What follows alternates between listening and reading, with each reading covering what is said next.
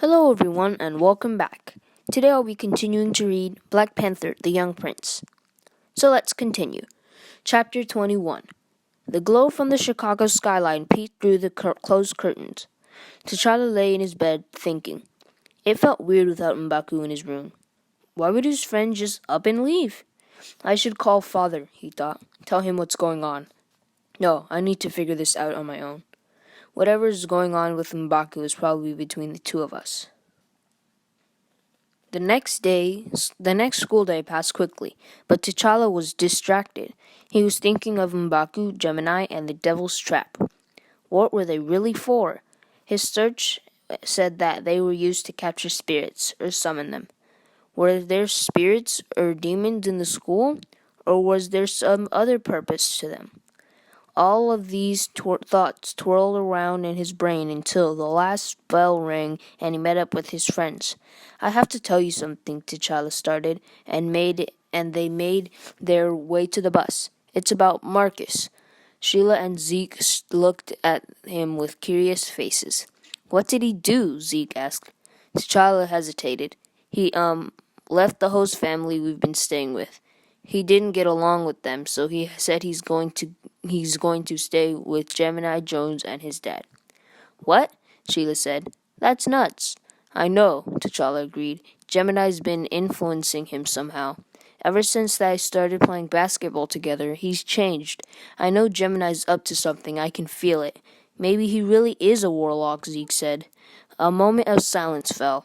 Sheila narrowed her eyes, considering. T'Challa paused. Is that possible? There were plenty of Wakandan ghost stories and tales of terrible monsters, but they were all just imaginary, weren't they?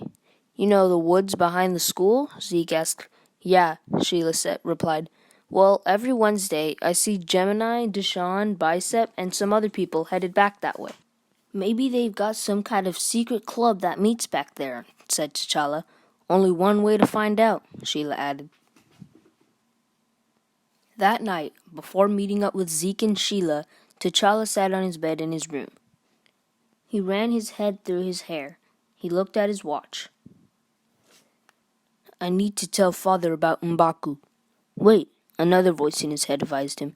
Give M'Baku a little time. He'll come back to his senses. He wasn't really sure about that at all. He got up and walked to the safe. He wanted to see his suit for some reason, a reminder of home. The Panther suit was in there, along with the ring. He opened the safe and slipped the ring on his finger. I shouldn't wear it, he thought, and placed it back in the box.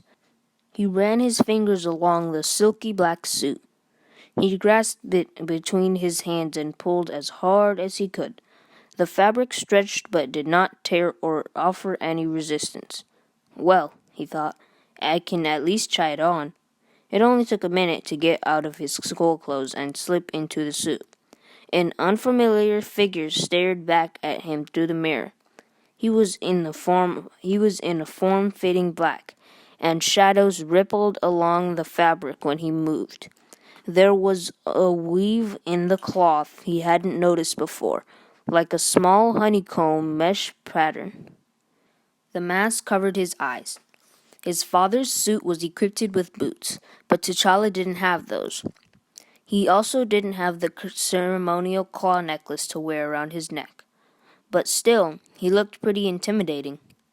His father said the suit was infused with vibranium, the energy-absorbing material that was so highly valued around the world. T'Challa spun on his foot and struck a pose. His hands clenched into fists. His body felt lighter, quicker. He jumped. Crash! He uncrumpled himself from the floor. He had hit the ceiling. It was kinetic energy, absorbing and bouncing back. He rubbed his head and decided to put the suit back into the box. For now, he thought. At 7 p.m., T'Challa slipped out of the embassy to meet up with Zeke and Sheila. A dark forest loomed behind the chain-link fence that bordered the football field. Remind me why we're doing this in the dark again? Because it's a secret mission, Zeke replied, slinging off his backpack. We don't want to be seen. T'Challa thought of his suit again and wondered if he should have put it on. But he was only going into the woods, he reminded himself. His father said not to wear it unless it was an emergency. This wasn't an emergency, just curiosity that had gotten the better of him. He surely couldn't wear it in front of Zeke and Sheila. Zeke reached into his backpack and took out a flashlight, then turned on the switch. There was no light. Great, Sheila said. Zeke tapped the flashlight against his palm a few times until the light flickered and remained steady. Okay, he said. Let's do it. Are you sure about this? T'Challa asked Zeke. I may be a geek, Zeke replied, but no one ever said I was a scaredy cat.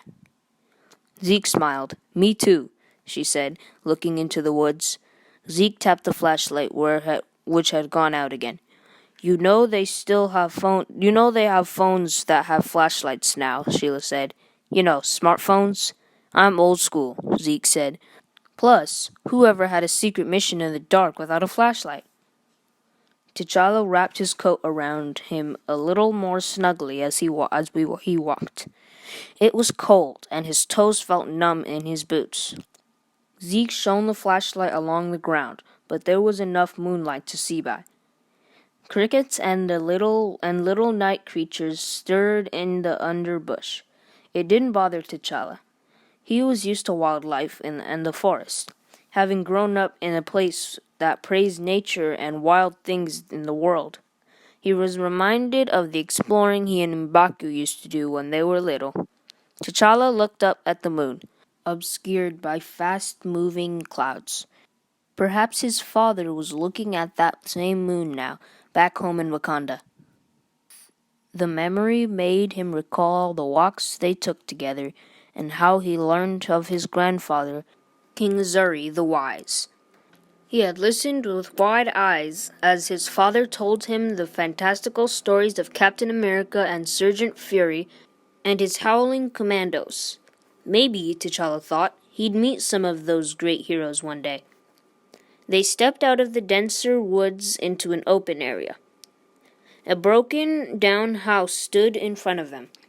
It looked to T'Challa like the whole thing could collapse at any minute. The shutters were splintered and hanging off. The remains of a crumbled chimney had caved in, and the windows were shattered. Why would someone build a house in the middle of the woods? Sheila asked. More like a hunter's cabin or something, Zeke said. But we're still in the city, said Sheila. You probably can't hunt in the city limits. T'Challa took in his surroundings. Blackened tree branches and burnt tin cans were littered all around. Whatever the reason, he said quietly, it looks like it's been abandoned for years. What a dump, Zeke said. Come on, T'Challa said. I want to see what's inside. Zeke and Sheila both swallowed at the same time.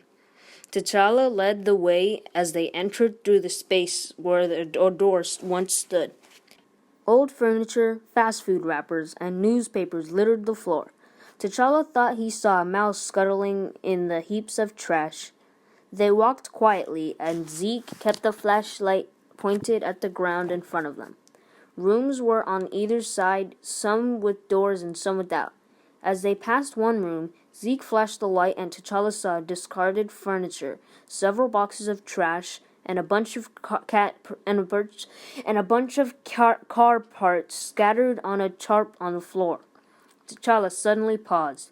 He held up a fist. Zeke and Sheila froze behind him. You hear that? He whispered. Hear what? Sheila asked. T'Challa looked from left to right. Voices, he said, and pointed a finger straight ahead, where the darkness seemed to fade into light just by a few degrees. Come on, he said, quietly.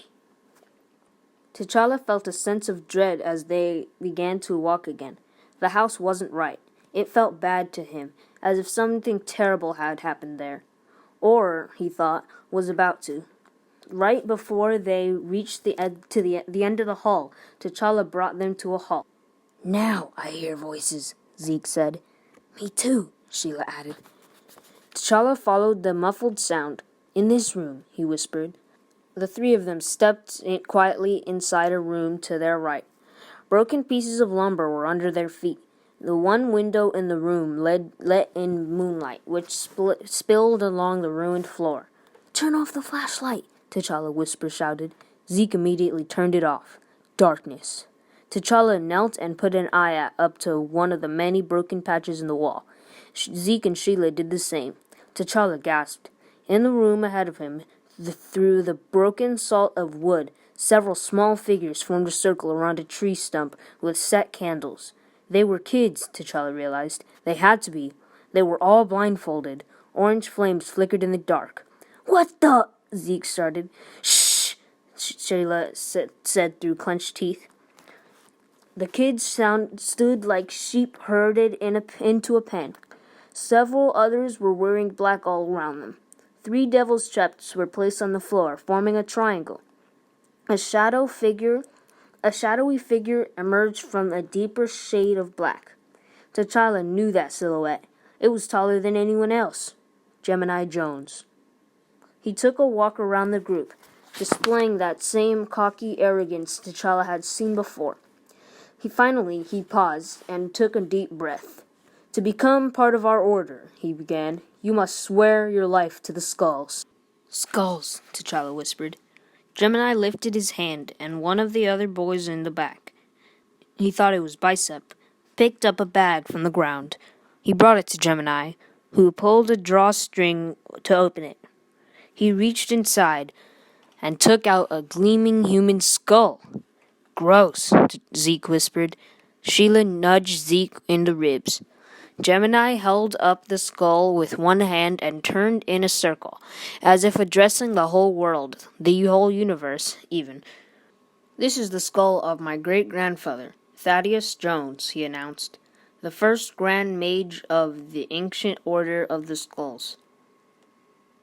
T'Challa couldn't believe what he was hearing. "He was powerful," Gemini continued. "He knew that to rise up in this world, you had to be feared.